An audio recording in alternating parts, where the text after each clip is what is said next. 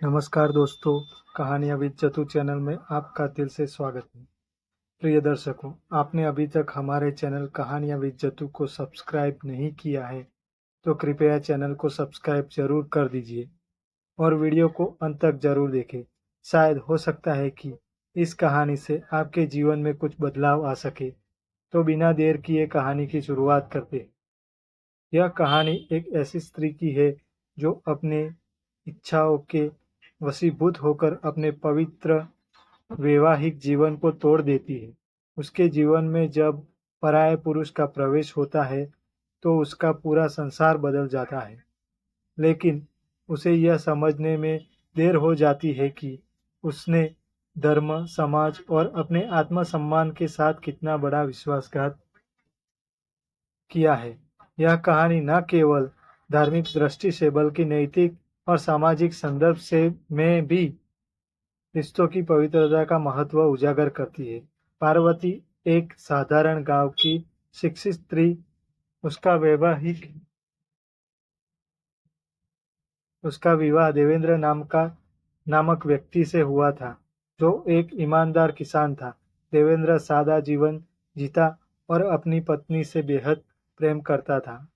शुरुआती दिनों में उनका वैवाहिक जीवन शांत और मधुर था, लेकिन जैसे जैसे समय बीतता गया, पार्वती को यह महसूस होने लगा कि उसकी इच्छाओं और सपनों को यह साधारण जीवन पूरा नहीं कर सकता। उसकी सहेलियां अक्सर उसे यह कहकर चिढ़ाती थी कि वह अपने जीवन को बिना किसी विलासिता के बर्बाद कर रही है। गांव में एक दिन शहर से राकेश नाम का व्यक्ति आया। राकेश एक बड़ा व्यापारी था और उसने गांव में अपनी कंपनी के लिए एक प्रोजेक्ट शुरू किया था। वह आकर्षक, संपन्न और बातों में बेहद चतुर था। पार्वती और राकेश की पहली मुलाकात गांव के मेले में हुई। राकेश ने अपनी मीठी बातों से पार्वती का ध्यान आकर्षित किया। वह बार बार उससे कहता, तुम्हारी सुंदरता इस गांव की धूल में छिपी रह गई है। तुम्हें तो बड़े शहर में रानी की तरह जीना चाहिए। पार्वती, जो पहले से ही अपने जीवन से असंतुष्ट थी, राकेश के जीवन शैली और उसकी बातों से प्रभावित होने लगी।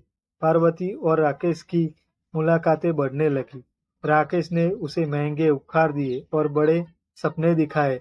उसने पार्वती से कहा, तुम्हारा पति तुम्हें कभी भी वो जीवन नहीं दे सका जो मैं दे सकता हूँ। बस तुम्हें मेरे साथ चलना होगा। पार्वती अपनी इच्छाओं के वशीभूत हो गई और उसने राकेश के साथ भागने का फैसला कर लिया।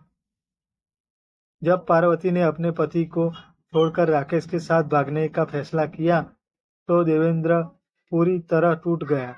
उसने अपने रिश्ते को बचाने की बहुत कोशिश की, लेकिन पार्वती ने उसकी एक न सुनी। गांव के लोग देवेंद्र का मजाक उड़ाने लगे।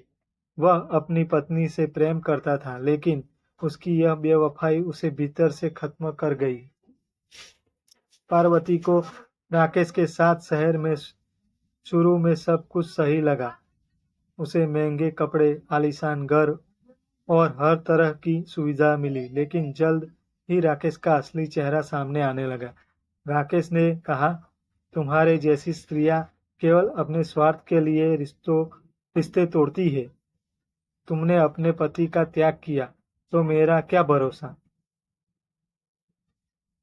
राकेश ने उसे अपने जीवन से बाहर निकाल दिया। पार्वती अब अकेली, बेघर और लज्जित थी।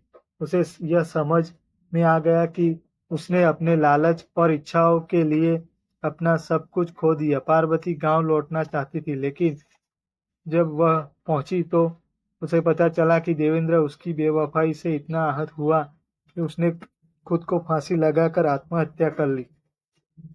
यह खबर सुनकर पार्वती को अपने पाप का एहसास हुआ। गांव वालों ने उसे ताने मारे और उसे अपने पापों का परिणाम भुगतने के लिए अकेला छोड़ दिया।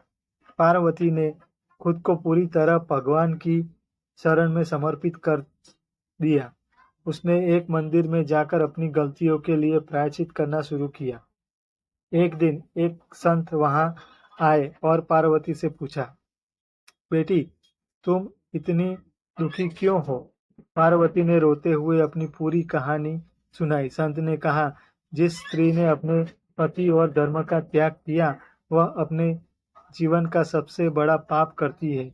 ऐसे पापों का फल तुरंत या बाद में अवश्य मिलता है, लेकिन भगवान का नाम लेने से और सच्चे मन से प्रायश्चित करने से मोक्ष संभव है। संत की बात सुनकर पार्वती ने गरीबों और जरूरतमंदों की सेवा करनी शुरू की। उसने दिन रात तपस्या की और अपने पापों का प्रायश्चित किया। वह हर दिन देवेंद्र की आत्मा की शांति के लिए भगवान से प्रार्थना करती। उसने अपना पूरा जीवन तपस्या, सेवा और भक्ति में लगा दिया।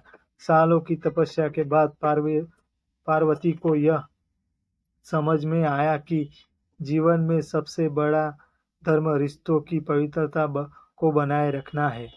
उसने सीखा कि इच्छाओं और भौतिक सुखों के पीछे भागने से केवल दुख और विनाश होता है। पार्वती ने अपनी आखिरी सांस भगवान का नाम लेते हुए ली और प्रार्थना की कि अगले जन्म में उसे अपने पापों का प्रायश्चित करने का और अवसर मिले। यह कहानी हमें सिखाती है कि जो स्त्री अपने पति और धर्म का त्याग करती है, वह केवल समाज और परिवार का ही नहीं, बल्कि अपनी आत्मा का भी अपमान करती है। पाप चाहे कितना भी बड़ा क्यों ना हो, उसका प्रायश्चित अवश्य किया जा सकता है, लेकिन पाप का फल भोगे बिना मुक्ति संभव नहीं है। रिश्तों में विश्वास और धर्म का पालन ही सबसे बड़ा कर्तव्य है। इच्छाओं के पीछे भागने से जीवन में केवल अंधकार ही मिलता है। धर्म और सत्य के मार्ग पर चलना ही सच्चा जीवन है। प्रिय दोस्तों, आपको यह कहानी कैसी लगी? कमेंट करके जरूर बताएं और ऐसी ही मजेदार कहानियां सुनने के लिए हमारे चैनल को सब्सक्राइब जरूर करें। धन्यवाद।